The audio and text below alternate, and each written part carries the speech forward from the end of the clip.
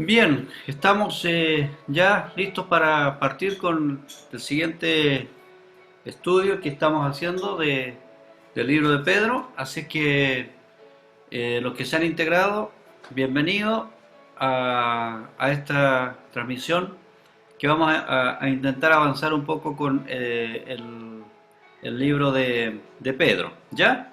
Así es que vamos vamos a ir ahora a- al texto que nos corresponde estudiar. Ya estamos en la semana 6, versículo 3 al 5 de 1 de Pedro 1, del 3 al 5, que dice: alabado sea Dios,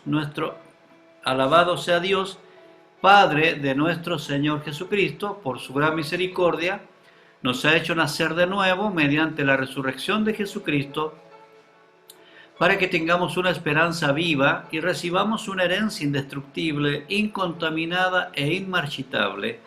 Tal herencia está reservada en los cielos, en el cielo, para ustedes, a quienes el poder de Dios protege mediante la fe hasta que llegue la salvación que se ha de revelar en los últimos tiempos. Espera un poquito.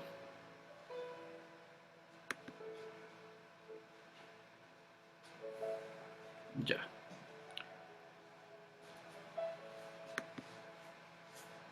Entonces, ese texto que estamos revisando y estamos paso a paso por la carta. Estamos ahora ya viendo palabras y frases y oraciones que son claves para poder entender. Ya, la página es la página 27, ¿eh? Los que están con su libro en la mano, en la página 27 del libro, donde dice arriba: mediante la resurrección de Jesucristo. Ya, en el texto del versículo 3 hacia el 9, Jesucristo, ese es el autor y consumador de la fe. Esto está descrito también en Hebreos 12:2, donde dice: fijemos la mirada en Jesús, el iniciador y perfeccionador. Versión 1960, es autor y consumador de nuestra fe, quien, por el gozo que le esperaba, soportó la cruz, menospreciando la vergüenza que ella significaba, y ahora está sentado a la derecha del trono de Dios. Esto es, digamos, una forma de esperar, porque cómo Jesús pudo soportar el sufrimiento en la cruz. Lo soportó por cuanto él tenía certeza, seguridad de lo que venía después de la cruz. Ya, estaba viendo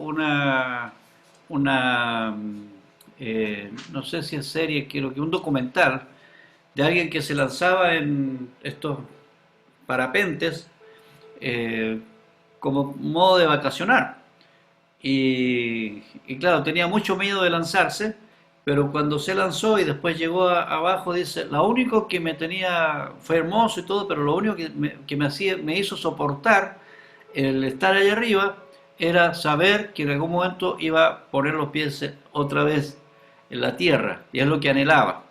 Entonces, en el caso de Jesús es al revés. Lo único que lo hizo soportar estar aquí abajo y morir en la cruz es saber que iba a ser vuelto otra vez a su lugar, al lado del trono, ¿cierto?, de Dios.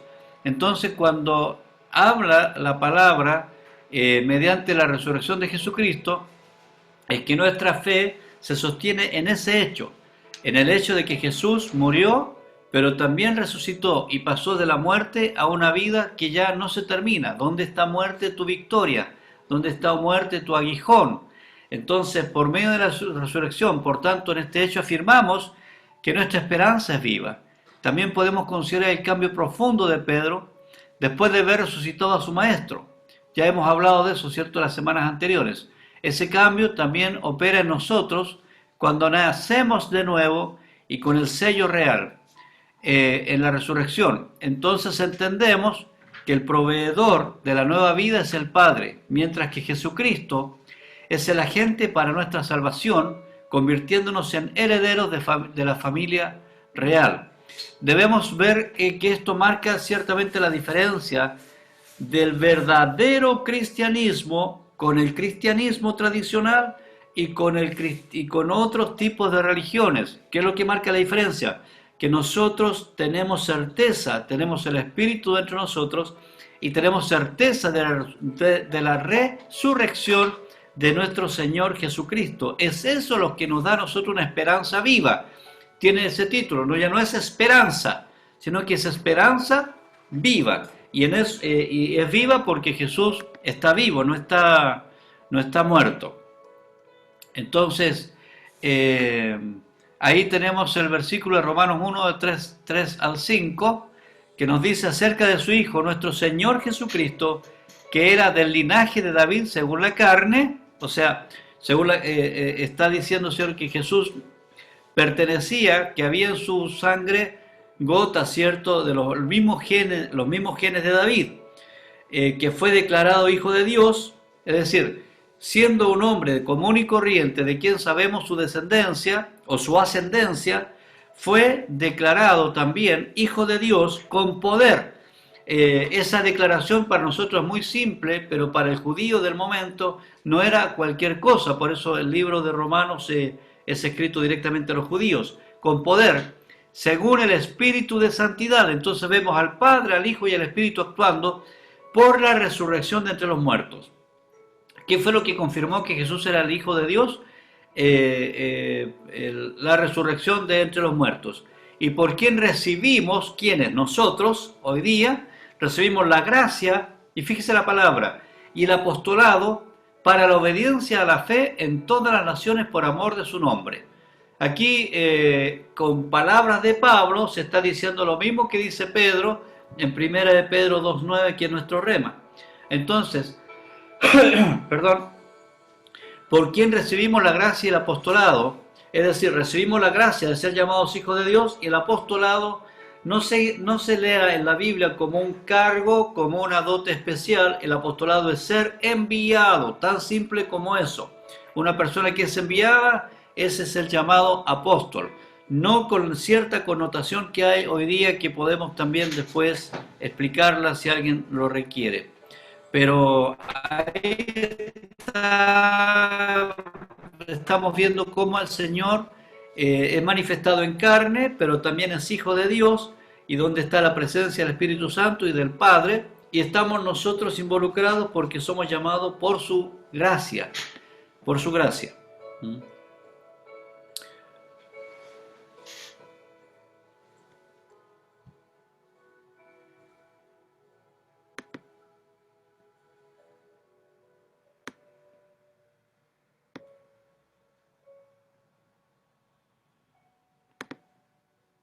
Ya. Entonces, por su gracia. Luego, 1 Corintios 15, ahí hay que leer del 1 al 15, pero leamos del versículo 9 en adelante. Dice, admito, dice Pablo, ¿cierto?, que yo soy el más insignificante de los apóstoles, y que ni siquiera merezco ser llamado apóstol, porque perseguía a la iglesia de Dios.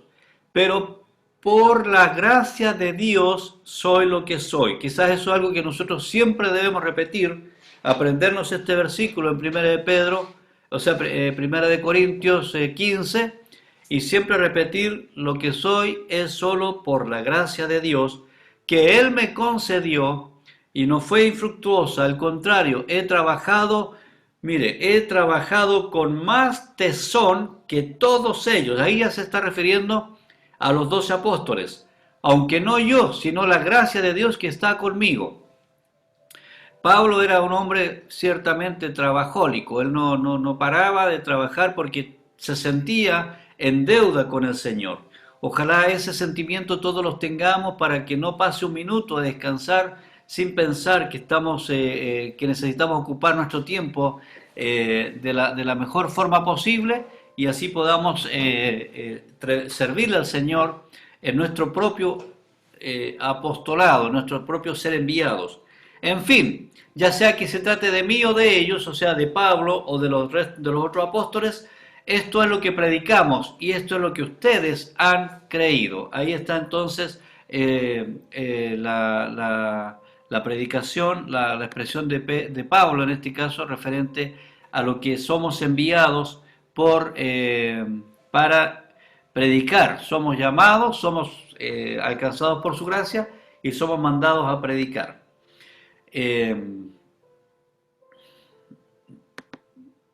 Ahí se me fue un versículo. Esperen un ratito, voy a tener que... Ah, bueno, pero ustedes lo tienen en el libro ahí, lo voy a dejar ahí porque si muevo... estamos en la página 27. En la página 27, 1.4 dice, y recibamos una herencia. Ser herederos en el sentido espiritual nos involucra en la familia de Dios. Y la herencia más significativa es llegar a ser uno con Dios mismo. En el Antiguo Testamento, mientras todas las tribus recibían territorios de herencia en la tierra prometida, para los sacerdotes levitas Jehová mismo es su herencia. Ahí está refiriéndose a que cuando se repartieron las tierras, el pueblo de Israel entró a la tierra prometida y se repartieron las tierras por tribus, hubo una tribu que no recibió herencia y esa tribu fue la tribu de Leví. ¿Por qué? Porque ellos iban a estar al servicio del Señor y la herencia de ellos iba a ser el Señor. A cambio de eso, ¿cierto? Ellos estaban sirviendo al Señor repartidos entre todas las tribus también, llevando a las tribus a la presencia del Señor, y las tribus tenían que darles ciertos beneficios para poder habitar entre ellos. Sí, voy a tener que sacar esto igual, así que denme un ratito para poder... uy, ¿qué hizo? Ahí sí. Eh, necesito arreglar esto.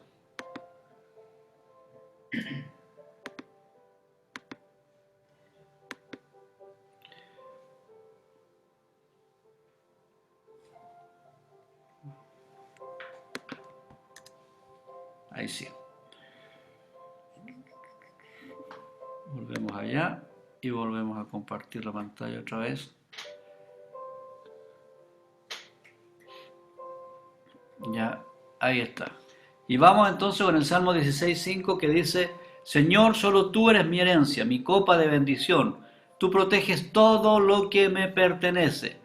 Entonces una herencia que recibieron los levitas y que representa la herencia que nosotros tenemos también en el Señor. Y el Salmo 119:57 dice, mi herencia eres tú, Señor, prometo obedecer tus palabras. Entonces los levitas tenían una tarea que era llevar al pueblo al Señor y ellos tenían también su herencia. Nosotros hoy día tenemos la misma función y tenemos llevar a la gente a tener esa comunión, esa relación con el Señor, y también nuestra herencia es una herencia ya no terrenal, sino que celestial, una herencia eterna en la presencia del Señor. Eh, entonces eso nos ayuda a sentir cierta seguridad en el Señor. Me digo, dice el libro de Lamentaciones, el Señor es mi herencia, por lo tanto esperaré en Él. Digno de destacar este pasaje porque está escrito en pleno cautiverio del pueblo de Israel. Estaban cautivos y por lo tanto ya casi no les pertenecía a su territorio. Y ellos dicen, el escritor en de Lamentaciones dice, el Señor es mi herencia. Por lo tanto, esperaré en Él. Si Él es mi herencia, entonces estoy seguro.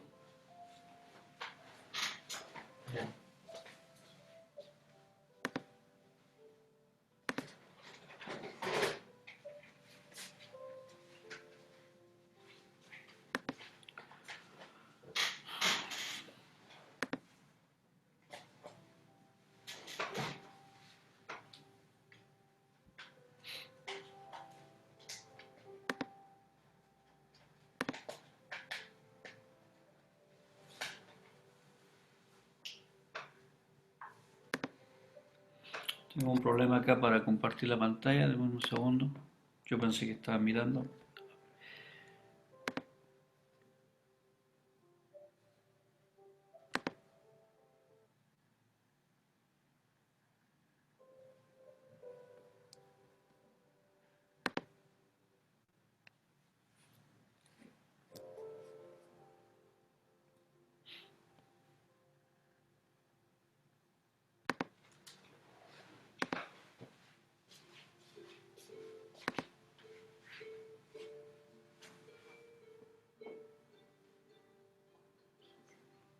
¿Cómo se comparte ahí?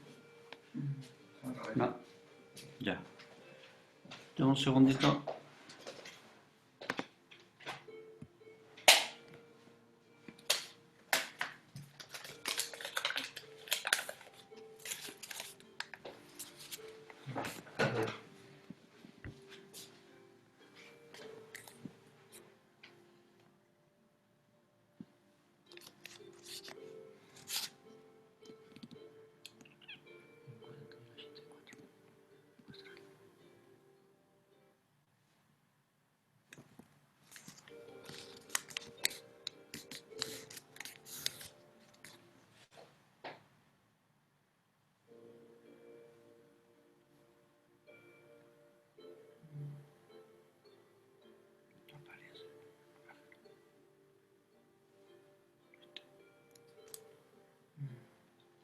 Vamos a ver.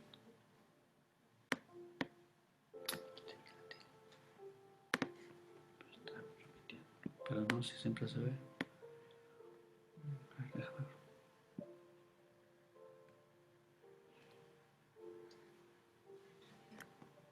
No, es que se me...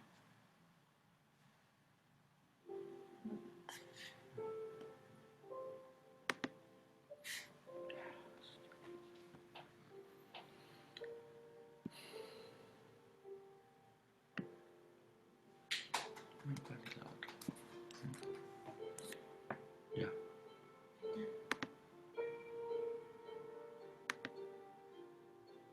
Ya. Perdón por esos minutos, pero siempre que cuando lo ensayo nada falla y después siempre hay detalles. Pero seguimos en Salmo 119, 57, mi herencia eres tú, Señor, y luego vamos a pasar al siguiente versículo que es Lamentaciones 3:24. Me digo, el Señor es mi herencia, por lo tanto esperaré en Él. Entonces cuando Pedro dice, y recibamos una herencia, no se está refiriendo a una herencia terrenal, sino que se está refiriendo a la misma herencia, digamos, basado Pedro en la herencia que tenían los levitas en el Antiguo Testamento, está tratando de explicarle a los expatriados que ellos también tienen una herencia y aunque no están en un territorio donde en ese momento podrían estar tranquilos, seguros, sino que fueron expatriados, entonces estén tranquilos porque hay una herencia mayor para ustedes. Eso es ese es el mensaje de Pedro para los que están dispersos por diferentes territorios. Entonces Pedro trata de explicar que es la herencia más maravillosa, puesto que habiendo sido desechado por causa de nuestros pecados, o sea, nosotros estamos fuera de la presencia del Señor, ahora somos unidos al mismísimo Señor. Eso lo expresa el Salmo 100. Hay varios versículos ahí para que ustedes después revisen, pero yo elijo uno de todos para alcanzar a poder leerlo. Salmo 16:11 dice, me mostrarás el camino de la vida, me concederás la alegría de tu presencia y el placer de vivir contigo para siempre. ¿Cómo poder explicar esto? O sea, nosotros todo lo marcamos por tiempos, por segmentos de nuestra vida. La niñez, la adolescencia, todo lo marcamos de acuerdo a nuestro tiempo. Pero acá lo que el salmista está diciendo, me mostrará el camino de tu vida, me concederá la alegría de tu presencia. Cuando nosotros entramos a la presencia del Señor, entramos a una dimensión espiritual sin límites de tiempo, ni fronteras físicas, ni fronteras materiales. Salimos por sobre el mundo físico en el que vivimos. Entonces, en este mismo momento, cuando nosotros hablamos de entrar a su presencia, aunque usted muchas veces lo sienta o no lo sienta, estamos en la presencia del Señor porque, como leíamos anteriormente, su espíritu está en nosotros. Y si su espíritu está en nosotros, entonces su presencia está en nosotros. Entonces yo tengo seguridad de vivir contigo para siempre. Por tanto, el traspaso del final de mi día, ya de mi niñez a mi adolescencia, de mi adolescencia a mi juventud, juventud al adulto y adulto mayor, todos esos pasos uno los marca. Y luego la muerte, o la muerte nos alcanza en cualquiera de estas etapas, pero luego la muerte, y la muerte el mundo no puede asegurar nada porque ahí termina el mundo físico. Pero para nosotros, cuando estamos en Cristo, la muerte es un paso a lo que es verdaderamente importante, que es lo eterno. Por eso que el apóstol San Pedro trata de fortalecer esta enseñanza en los discípulos, muchos de los cuales están muriendo por causa del martirio y otros están sufriendo fuera de sus tierras, fueron desterrados, ¿cierto? Entonces, por eso que para Pedro era tan importante decirles que si antes tenían certeza y seguridad en las cosas temporales, ahora tengan seguridad porque hay cosas que son eternas. Y Primera de Juan 3:2 dice, queridos amigos, ya somos hijos de Dios, pero Él todavía no nos ha mostrado lo que seremos cuando Cristo venga. Pero si sabemos que seremos como Él, porque lo veremos tal como Él es. Es decir, no nos ha mostrado cómo va a ser. Mucha gente, una de las preguntas típicas es cómo va a ser nuestro cuerpo. Y uno hace teorías en base a los versículos de la Biblia de cómo va a ser nuestro cuerpo, si vamos a traspasar las paredes, cómo va a ser eso. Pero Juan dice, amigos queridos, somos hijos de Dios, eso es lo que importa. Y Él no nos ha mostrado, y si Él no quiere mostrarnos, no nos va a mostrar lo que seremos, o sea, cómo vamos a ser, la sustancia, cómo va a ser nuestra sustancia, nuestra forma cuando Cristo venga. Pero sí sabemos que seremos como Él, porque lo veremos tal como es. Entonces, ahí una cosa está clara, somos hijos de Dios y vamos a ser como Jesús. Esas dos cosas son a las que Pedro quiere referirse para afirmarnos y Juan nos ayuda a corroborar y a entender mejor esto es. Veamos otro texto en Apocalipsis 1:6 que dice, Él ha hecho de nosotros un reino de sacerdotes para Dios su Padre. A Él sea toda la gloria y el poder por siempre y para siempre. Otra vez aparece la labor sacerdotal, tal como aparece en 1 de Pedro 2:9. Entonces, es importante esta labor sacerdotal, queridos, porque antiguamente era un solo sacerdote que podía entrar a la presencia de Dios. Hoy día, todos nosotros, fíjense, acabamos de celebrar la Santa Cena y cada uno de ustedes fue a la presencia del Señor en su casa, en su lugar. Entonces, a esto se le llama teológicamente el sacerdocio universal de los creyentes. No necesitamos un sacerdote donde ir a confesar nuestros pecados. Vamos a confesar directamente nuestro pecado a Jesucristo. Y eso es fundamental. Pero también somos sacerdotes de momento que ponemos sobre nosotros el pecado de las personas por las cuales oramos y clamamos para que se vuelvan al Señor. Y hacemos esta labor sacerdotal. Fundamental. Entonces nos ha hecho a nosotros sacerdotes.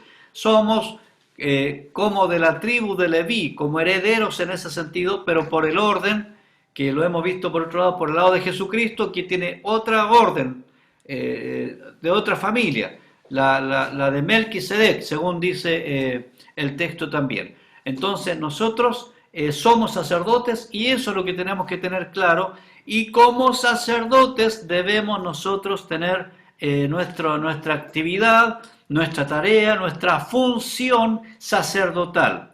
A eso quiere llegar Pedro, y este texto ya lo conocemos ya de memoria, mas vosotros sois linaje escogido, real sacerdocio, nación santa, pueblo adquirido por Dios, para que anunciéis las virtudes de aquel que os llamó de las tinieblas a su luz admirable. Es un cambio radical, de estar en la oscuridad a la luz, de no ser nada a ser reyes, de no ser nada a ser sacerdotes, de estar contaminados somos nación santa, de andar vagando por ahí ahora somos un pueblo adquirido con un propósito, de no tener propósito ahora tenemos propósito, anunciar las virtudes de aquel que nos llamó de la oscuridad a la luz.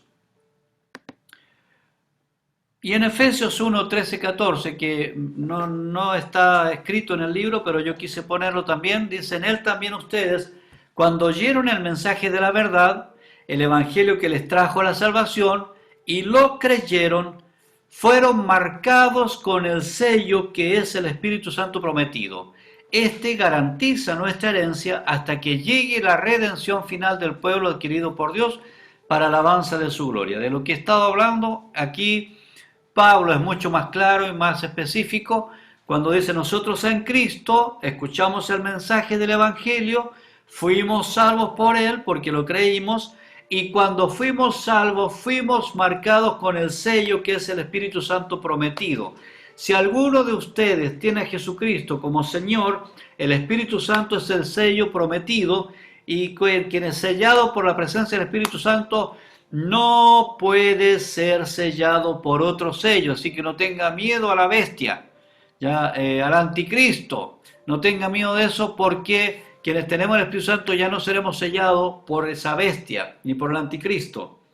Lo que nos garantiza, ¿cierto?, nuestra herencia celestial, hasta que llegue la redención final del pueblo adquirido por Dios para alabanza de su gloria. Es decir, otra vez está la palabra adquirido, pueblo adquirido, en este caso lo dice Pablo. Ya, tengamos esa seguridad. Esto es importante, tener seguridad de nuestra salvación en Cristo, que estamos sellados por su Espíritu Santo.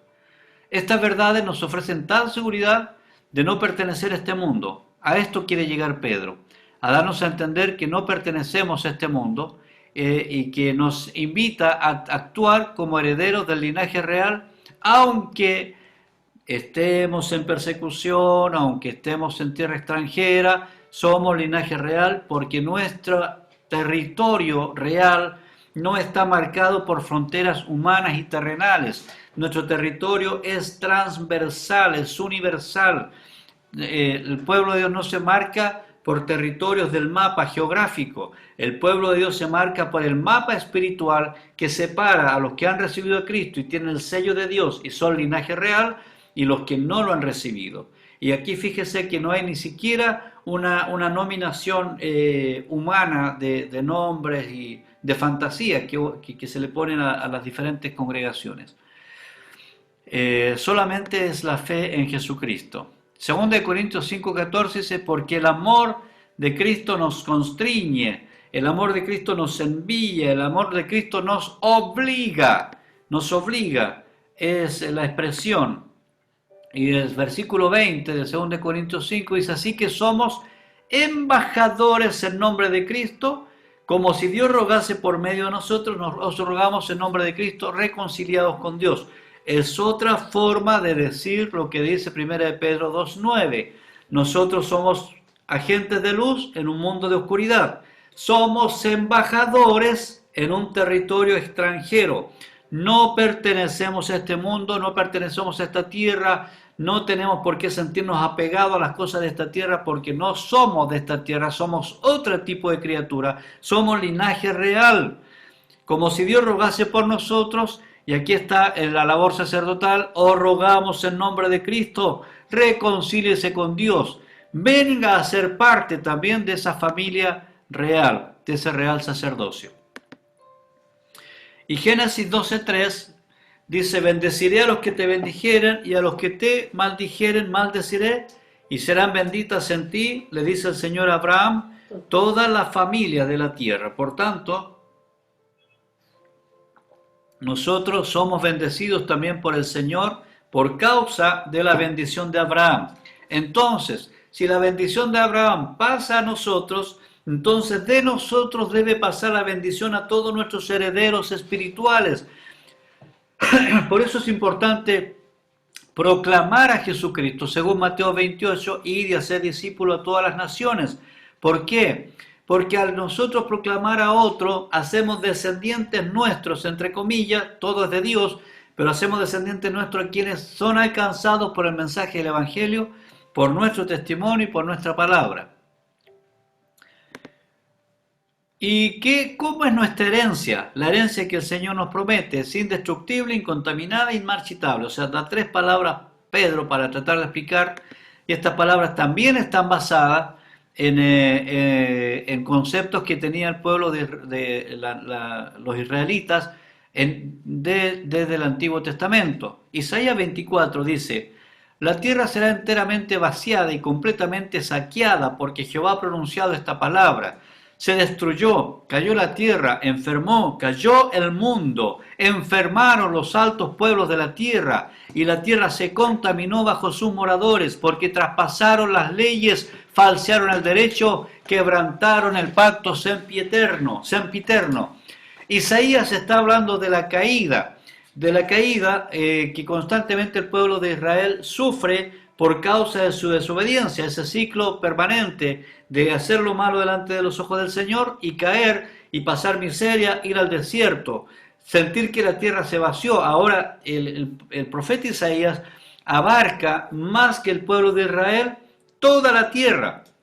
Y uno podría interpretar fácilmente o rápidamente o livianamente este pasaje. Dice, mira, aquí está claro, la tierra se enfermó, cayó el mundo, enfermaron los altos pueblos, o sea, todos están enfermos, la tierra se contaminó bajo sus moradores.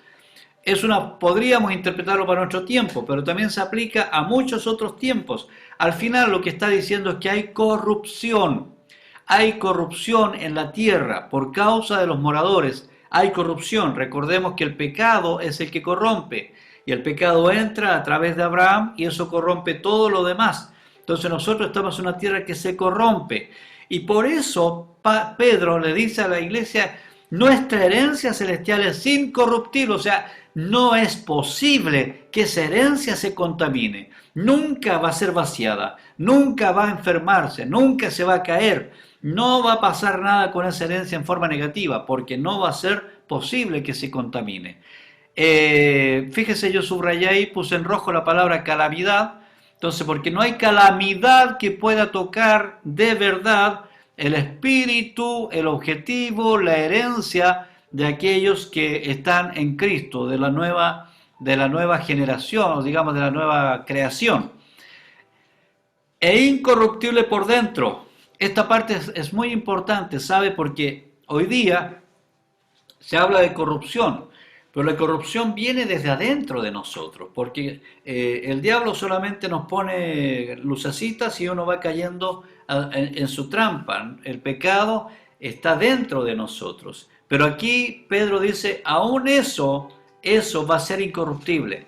Es imposible que la herencia se vuelva corrupta. No hay posibilidad de la herencia espiritual con la corrupción. Por eso que hay que marcar la diferencia en pertenecer a una institución religiosa, que no tiene nada de malo, llámese iglesia o no, no tiene nada de malo pertenecer, pero más importante es pertenecer a la familia espiritual de la fe, que va más allá de los nombres que nosotros podamos ponerle. Y Jeremías 2:7 dice, y os introduje en tierra de abundancia para que comieseis su fruto y su bien. Fíjese, pero entrasteis y contaminasteis mi tierra e hiciste abominable mi heredad. Entrasteis y contaminaste mi tierra. ¿Quiénes? Donde anda el ser humano se contamina todo lo que toca. Es decir, el ser humano anda dañando toda la naturaleza. Pero aquellos que son nueva criatura, aquellos que son linaje real, no tienen la posibilidad de vivir una vida sin ese tipo de contaminación. Ya no contaminamos con la oscuridad, no contaminamos con la suciedad nuestra, sino al contrario, vamos llevando luz y sal donde nosotros vamos caminando. Por eso no pertenecemos a esta tierra como el resto de la gente pertenece. El Señor nos dio otra categoría. ¿Ya vimos Isaías 24? Sí. Y Jeremías también lo vimos. Joel 12:1, 12 al 20 dice, ay del día, porque cercano está el día del Señor y vendrá como destrucción por el Todopoderoso. ¿No fue arrebatado el alimento delante de nuestros ojos, la alegría y el placer de la casa de nuestro Dios? El grano se pudrió debajo de los terrones, los graneros fueron asolados, los alfolíes destruidos porque se secó el trigo. Inmarcesible es, no se seca una flor, como una flor, no se consume, no se gasta. No existe límite de tiempo, se trata de los efectos del tiempo, cuando dice inmarcesible, no se marchita, inmarchitable. Entonces, esta herencia que nosotros tenemos no se destruye, no se corrompe por dentro, no se contamina, con otro tipo de actos, es imposible que se contamine. Y tampoco se marchita, no se termina con el tiempo. Entonces en tres aspectos, Pedro está tratando de hacerle entender a la iglesia que está esparcida, que estén tranquilos, porque aunque ya no están todos juntos, lo que hay es seguridad en esa herencia, incorruptible, no se va a corromper, no va a entrar de calamidad, no se va a corromper por dentro, es incontaminada, ¿ya? No va a haber idolatrías ni otro tipo de cosas con el mundo al que le está rodeando, y tampoco se va a vencer con el tiempo, no tiene fecha de vencimiento ni con el tiempo. Entonces es una herencia extraordinaria, una tremenda bendición que el Señor le da solamente a aquellos que son parte de su familia, espiritual. ¿A quién es el Dios? ¿A quién es el Dios? ¿A quién es el poder de Dios protege? Es la bendición de ser parte de la familia de Dios, con el ADN del Rey Jesucristo. No solo nos da una nueva identidad, que nos dice ya ahora pertenece a la familia espiritual, no, sino que nos asegura la herencia. Tengo una identidad, pero tengo una herencia. ¿Se acuerdan ustedes del hijo pródigo? Él perdió su identidad. Cuando recobró la identidad de hijo, inmediatamente el padre le hizo recobrar la herencia. Es lo que le molestó también a su hermano mayor. Además de todo, el mismo Dios tiene cuidado de nuestras necesidades presentes. Él cuida la vida de sus hijos, que pasen lo que pasen, por seguro tendrán la victoria final. ¿Mediante qué? Mediante la fe. Por eso que es importante cómo Dios, fíjese, a mí me sorprende, realmente me sorprende cómo Dios nos inspira de un año para otro. El año pasado estudiamos nosotros el libro de Apocalipsis, sin pensar siquiera que este año 2020 íbamos a vivir todo esto, y tenemos la mente clarita, espiritualmente hablando, para saber lo que estamos viviendo. Y ahora nos lleva a Primera de Pedro, y podemos darnos de cuenta cómo al estudiar, al escudriñar Primera de Pedro, cómo se relaciona tan directamente con lo que estamos viviendo, y nos da fortaleza, nos da ánimo para seguir avanzando en nuestra fe. Un hijo del Rey debe practicar la fe. Por un lado, Dios Padre se inclina para crear una nueva especie, y por otro, esta nueva especie, al nacer, responde con fe, aún en las circunstancias más adversas. Recuerda lo que el Señor le dijo a Pedro. Pedro, el diablo lo está pidiendo para zarandearte, pero tranquilo, porque yo he pedido que no le falte la fe. Entonces, ¿podemos ser zarandeados? Sí. ¿Puede detenerse nuestra fe? No. No puede fallar nuestra fe. ¿Nuestra herencia se puede terminar? No, jamás. Entonces vamos teniendo cierta seguridad, profunda seguridad.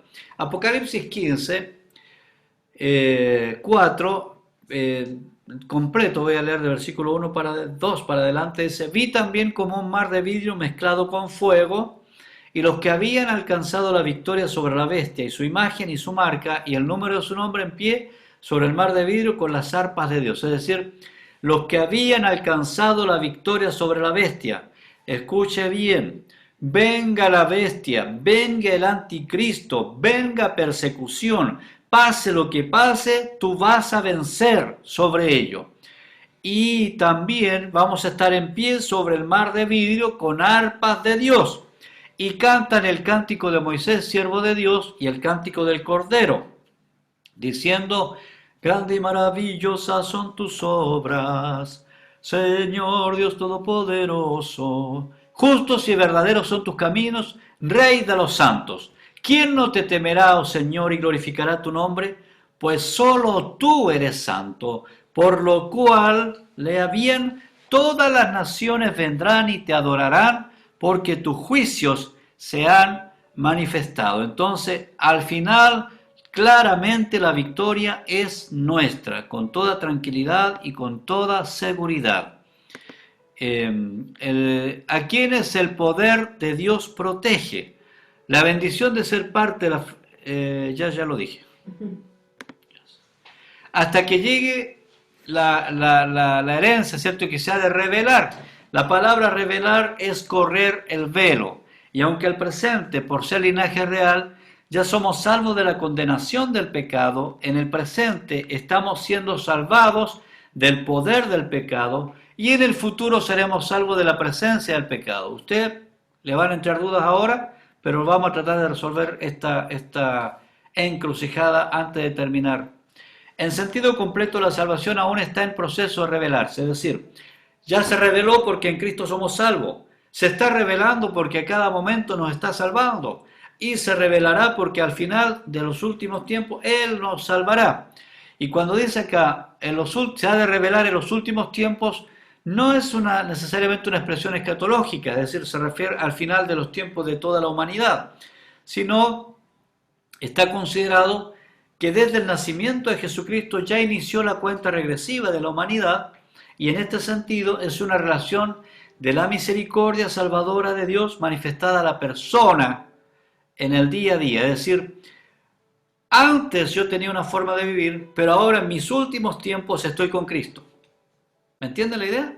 Entonces no solamente que los últimos tiempos de toda la humanidad, sino que en mis últimos tiempos. Entonces el Señor siempre termina con mi pasado y me hace vivir mi último tiempo ahora, en el presente. Es el presente constante, permanente, de estar bajo su gracia y vivir bajo la dimensión de Jesucristo. Y ahora, para aclarar este concepto que yo uso acá de la salvación pasada, presente y futura, vamos a un tema doctrinal. ¿Sabías que la página 29 dice: la Biblia utiliza todos los tiempos verbales para describir la salvación? No seremos total y completamente salvos hasta que el día de la resurrección. Con frecuencia esto se denomina nuestra glorificación. Vamos a ver acerca de eso. Un poco más sobre la salvación. Los tiempos verbales griegos usados para la salvación no es una posesión que se pueda tomar y dejar, aclaremos eso. No es que yo tengo la salvación, pierdo la salvación. Tengo la salvación, pierdo la salvación. No, no es posible perder la salvación cuando ya la tengo. Aclaremos eso, la Biblia nos da muy poca posibilidad de creer que se pueda perder la salvación. Pero ojo, cuando verdaderamente la tengo, ese es el punto. Hay gente que dice: yo ya soy salvo, así que hago lo que quiero con mi vida. Salvo, siempre salvo, hago lo que quiero con mi vida. Ya soy salvo, voy a la iglesia el domingo y el lunes miento, robo, corrompo a los demás, maltrato a mi familia, en fin, y el domingo voy, tomo la Biblia y ahora soy santo. No, no es así. Total, ya estoy salvo. No es así. No se es salvo por entrar a una iglesia. No se es salvo por creer una doctrina. No se es salvo por eso. La salvación es un estado. Un estado. Yo estaba soltero, ahora estoy casado y ese estado no cambia. Y aunque hoy día ahora crearon el estado de la separación, del divorcio, hay una realidad. Hubo un tiempo que fui soltero, ahora estoy casado. Y si llego a ser viudo o separado, es una realidad que no puedo eliminar el haber estado casado y el haber estado soltero antes. Entonces, los estados cambian la condición del ser humano. Y en este caso, la salvación es un estado. El estado el estado de ser salvo nos sube de nivel al linaje real. Ahora, para llegar al nivel ideal, la salvación también es un proceso que se mide en tiempos. Pasado, fui salvo, escuche la palabra, de la condenación del pecado. Ya no estoy condenado por el pecado. El Señor murió en la cruz por mí, Él me limpió de pecado, así que no hay nada que me pueda condenar. Estoy siendo salvo, presente, del poder del pecado. Es decir, el pecado siempre atenta contra mí, aunque ya soy salvo, pero tengo el riesgo de volver a caer en pecado. Y entonces, cada momento estoy siendo salvado, como mi último tiempo, lo que decía recién. Y el futuro es ser salvo de la presencia del pecado. Cuando ya esté con el Señor, no va a haber presencia de pecado. Entonces, fui salvo del poder, de la condenación del pecado. Ya no estoy condenado por el pecado. Estoy siendo salvo del poder del pecado. Cada momento el Señor me está dando fuerza para no caer en pecado, y si caigo, me perdona. Y en ese proceso en el que estamos ahora, santificación. Y luego seré salvo en el futuro de la presencia del pecado. Ya no habrá pecado con el cual lidiar. Vamos a explicar un poco más esto. La salvación como una acción finalizada. Fuimos salvados. Es decir, ya soy salvo porque fui salvado cuando abrí mi corazón a Cristo. ¿Qué nos dice Hechos 5, 15, 11? Antes creemos que por la gracia del Señor Jesús seremos salvos de igual modo que ellos. Aquí está escrito como en el futuro, pero se está refiriendo al pasado.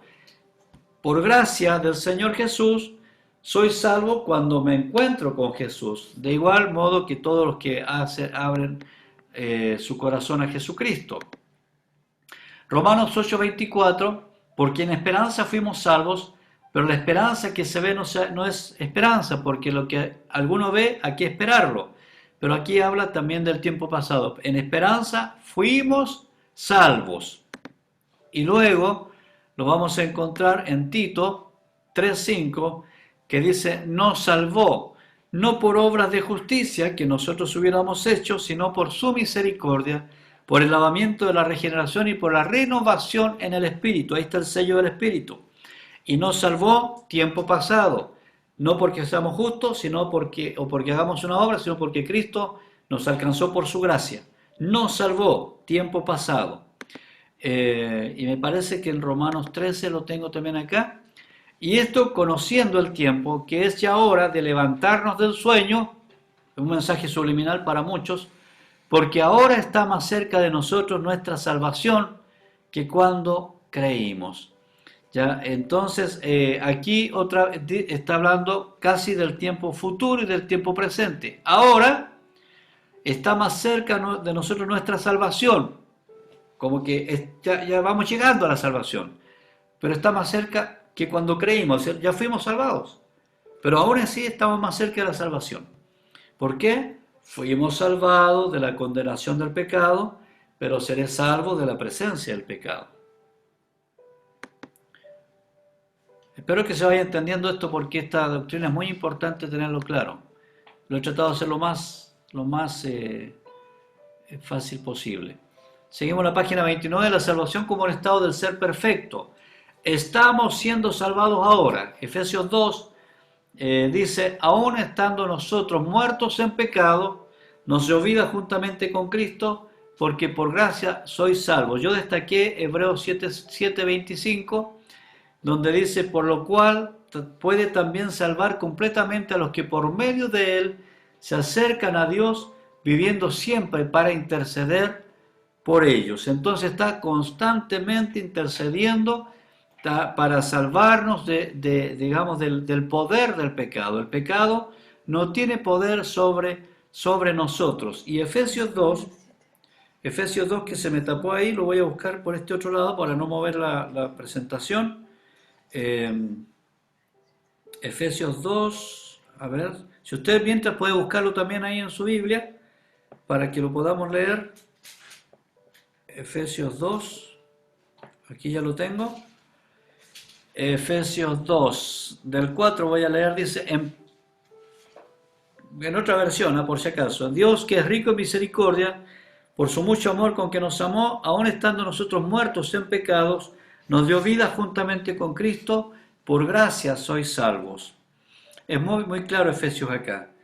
Y juntamente nos resucitó, tiempo pasado, y asimismo nos hizo sentar en los cielos con Cristo Jesús, para mostrar en los siglos venideros las abundantes riquezas de su gracia en su bondad para con nosotros en Cristo Jesús. Otra vez el versículo 8 dice, porque por gracia sois salvos por la fe, y esto no de ustedes, pues es don de Dios, no por obras para que nadie se gloríe. Entonces, por gracia sois salvos,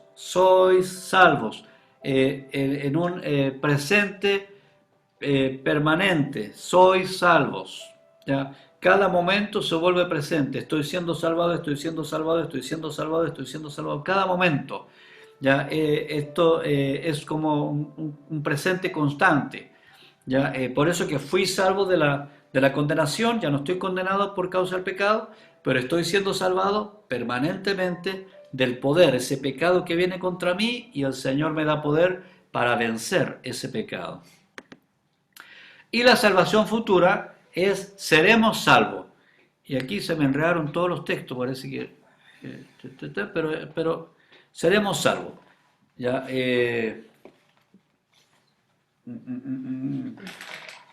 sí. Bueno, está Romanos 5:9. Ya, vamos a leer los que alcance a ver acá para no mover la presentación. Disculpen, todavía estoy aprendiendo con esta aplicación. Romanos 10:9 dice que si confesares con tu boca que Jesús es el Señor y creyeres en tu corazón que Dios le levantó de los muertos, serás salvo. ¿Ya? Creyer en tu corazón que Jesús le levantó de los muertos, serás salvo.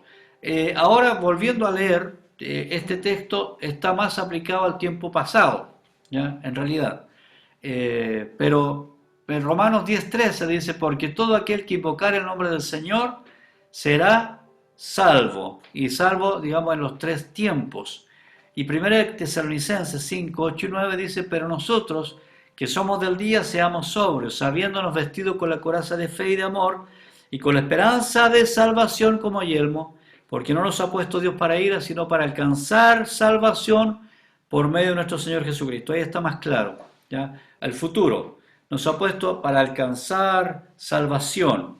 Es la esperanza de la salvación. Y Filipenses 1:28, está borrado, Hebreos 1:14, no son todos espíritus ministradores enviados para servicio a favor de los que serán herederos de la salvación. Ahí se está refiriendo a los ángeles, pero también habla de la salvación como una herencia a recibir. Y ahí se resume el tiempo pasado de la salvación, el tiempo presente y el tiempo futuro. Revisen los versículos ahí para que puedan ir... ¿cómo, Sarita? Y si tiene alguna duda que comente en el Facebook. Claro, dice que si hay dudas, que ahí me la puede comentar en el Instagram, me la manda por WhatsApp, o me lo manda por el Facebook, por el grupo del estudio bíblico en que están la mayoría. Si no está en el grupo, incluyas en el Facebook, grupo de estudio bíblico inductivo. Ahí estamos subiendo todos los videos. Y ahí estaríamos terminando. Estaríamos terminando con lo de hoy día. A ver si queda. Por lo tanto, la salvación empieza con una primera decisión de fe, redención. Pero esto debe iniciar en un proceso de transformación del estilo de vida, santificación, redención, pasado, santificación, presente, y que algún día será consumado, glorificación, futuro. Esto es el estado final. Redención y justificación es salvar el castigo del pecado, ya no estoy condenado. Salvación progresiva, la santificación, estoy siendo limpiado, librado del poder del pecado. Y la salvación final es glorificación, salvo de la presencia del pecado. Entonces, por favor, quiero que les quede claro una cosa. Cuando se abre el corazón a Jesucristo, de verdad, y no es que yo vaya a la iglesia, que me cayeron bien los hermanos, que me gustó el culto, que me gustó la música, que me gustó el pastor, que me gustó cómo ministra la pastora, que me gustó esto y por eso estoy en esa iglesia. No es así como funciona. La salvación no llega por las personas, ni por las iglesias, ni porque, bueno, yo me dediqué a estudiar la Biblia en mi casa y encontré la sana doctrina, tampoco. ¿Cómo llega la salvación? Por un arrepentimiento, por doblar nuestras rodillas al Señor y decirle, Señor, reconozco que soy pecador, por favor perdona mis pecados. Entonces, soy redimido, soy comprado, soy salvo de la condenación, ya no me condena el pecado, y entonces comienza un proceso de limpiarme de todas las porquerías que traía de haber sido del mundo. Sigo este proceso durante toda mi vida, estoy en formación, en construcción, y termino este proceso cuando llega el momento de encontrarme cara a cara con el Señor, donde ya no hay presencia del pecado. Es una experiencia maravillosa, es algo muy hermoso poder tener esta seguridad, porque entonces no servimos a Dios por miedo a perder la salvación, ni por miedo a que nos condene o a que venga ese terrible día del Señor. Para el mundo y para los porfiados será un día terrible, pero a quienes somos hijos será un día extraordinariamente maravilloso. Y ahí estamos cerrando hoy día. Gracias por estar acá. Voy a poner en pausa un ratito esta grabación para que podamos podamos despedirnos y hablar. ¿Ya?